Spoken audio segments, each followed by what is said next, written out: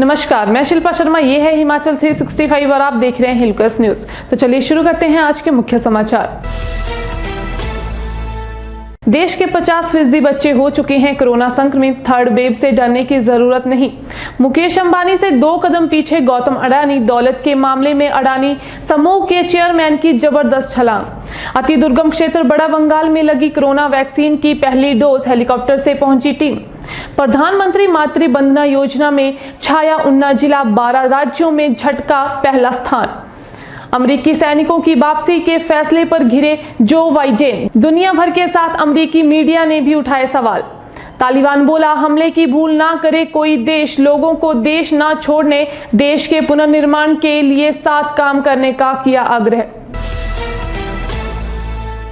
अब खबरें विस्तार से। देश के 50% बच्चे हो चुके हैं कोरोना संक्रमित, थर्ड वेव से डरने की जरूरत नहीं।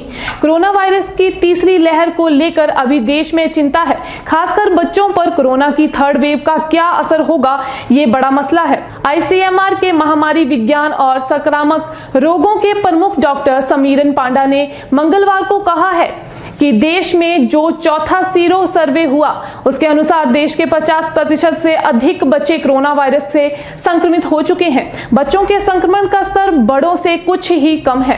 ऐसे में कोरोना की तीसरी लहर को लेकर हमें अनावश्यक चिंता करने की जरूरत नहीं है। जिन राज्यों में अपने यहाँ वयस्कों को वैक्सीन बड़े पैमाने पर लगा दी है और महामारी की जांच की है, वे अपने यहाँ स्कूलों को धीरे धीरे खोल सकते हैं। डॉक्टर समीरन पांडा ने कहा कि कोरोना की तीसरी लहर के शुरुआती संकेत उन राज्यों में दिख रहे हैं जहां दूसरी लहर बहुत तीव्र नहीं थी। कुछ राज्यों ने दिल्ली और महाराष्ट्र से सीख ली है और प्रतिबंधों को पहले से ही लागू कर दिया है। ऐसे में उनके यहां संक्रमण का स्तर बहुत खतरनाक नहीं है। वहीं मेदांता अस्पताल के चेयरमैन डॉक्टर त्रेहन ने स्कूलों को अभी खोलने पर चिंता जताई है। उनका कहना है कि हम एक ऐसे देश में हैं जहां की आबादी बहुत ज्यादा है। अगर बच्चे बड़ी संख्या में बीमार होने लगे तो उनका इलाज करना मुश्किल होगा, इसीलिए अभी हड़बड़ी में स्कूलों को नहीं खोला जाना चाहिए। मुकेश अंबानी से 2 कदम पीछे गौतम अडानी, दौलत के मामले में अडानी समूह के चेयरमैन की जबरदस्त छलांग। दौलत के मामले में अडानी समूह के चेयरमैन गौतम अडानी ने जबरदस्त छलांग लगाई है। ब्लूमबर्ग बिलियनियर इंडेक्स के मुताबिक गौतम अडानी की दौलत 67.1 बिलियन डॉलर हो गई है। इसी के साथ दुनिया के सबसे अमीर कारोबारी की सूची में गौतम अडानी 14वें स्थान पर आ गए हैं। इस सूची में गौतम अडानी से 2 कदम आगे मुकेश अंबानी है। रिलायंस इंडस्ट्री के चेयरमैन मुकेश अंबानी की दौलत 87.5 बिलियन डॉलर है और वे दुनिया के 12वें सबसे अमीर अरबपति हैं। मुकेश अंबानी की दौलत के हिसाब से देखें तो गौतम अडानी अब भी 20 मिलियन डॉलर पीछे है। अति दुर्गम क्षेत्र बड़ा बंगाल में लगी कोरोना वैक्सीन की पहली डोज, हेलीकॉप्टर से पहुंची टीम। कांगड़ा जिले के दुर्गम क्षेत्र बड़ा बंगाल में आज उपायुक्त Kangra doctor nipple Jindal, ADC Rahul Kumar, CMO Kangra doctor Gurdarshan Gupta सहित वैक्सीनेशन टीम पहुंची और दुर्गम क्षेत्र के लोगों को पहली डोज कोरोना वैक्सीन की लगाई गई। अब तक बड़ा बंगाल में बरसात के चलते कोई भी टीम नहीं पहुंच पाई थी। उपायुक्त ने बड़ा बंगाल पहुंचकर स्थानीय लोगों की अन्य समस्याएं भी सुनी और उन्हें हल करने का आश्वासन दिया। प्रदेश सरकार की ओर से बाकायदा इस मिशन के लिए हेलीकॉप्टर भेजा गया था। प्रधानमंत्री मातृ वंदना योजना में छाया ऊना जिला, 12 राज्यों में झटका पहला स्थान।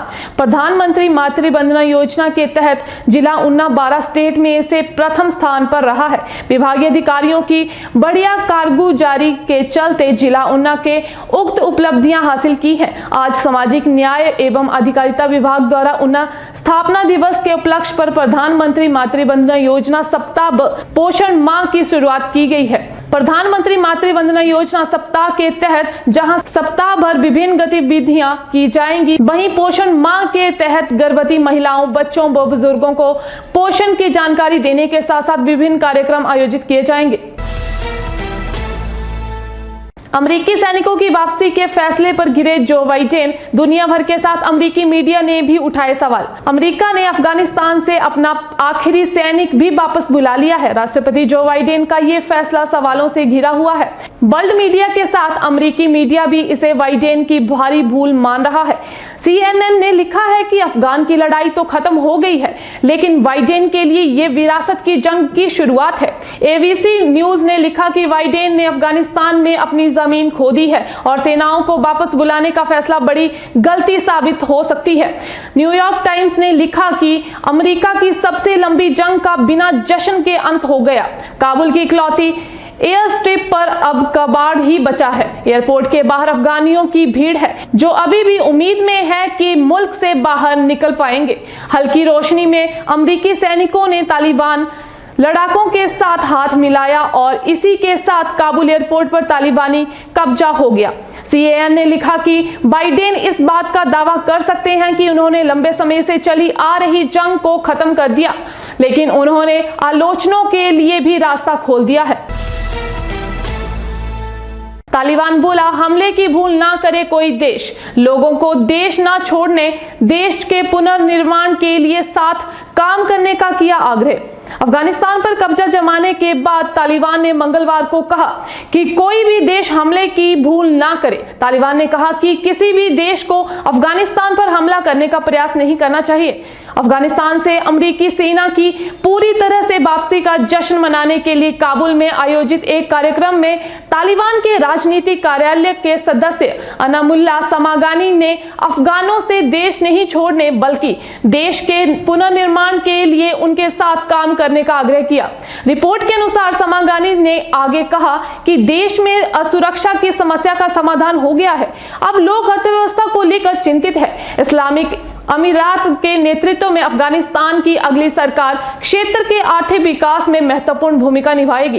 तालिबान ने अमेरिकी सैनिकों के जाने के कुछ घंटों बाद काबुल हवाई अड्डे पर मीडिया को संबोधित किया और कहा कि जीत सभी अफगानों की है। बता दें कि अफगानिस्तान से अपने सभी सैनिकों को वापस बुलाने के बाद राष्ट्रपति जो बाइडेन ने मंगलवार को घोषणा की कि युद्धग्रस्त देश में अमेरिका ने सबसे लंबे समय तक चले युद्ध को समाप्त कर दिया है। तो मैं शिल्पा शर्मा अब आपसे विदा लेती हूं। धन्यवाद। देखते रहिए Hill Quest news channel. Like share subscribe करना ना भूलें।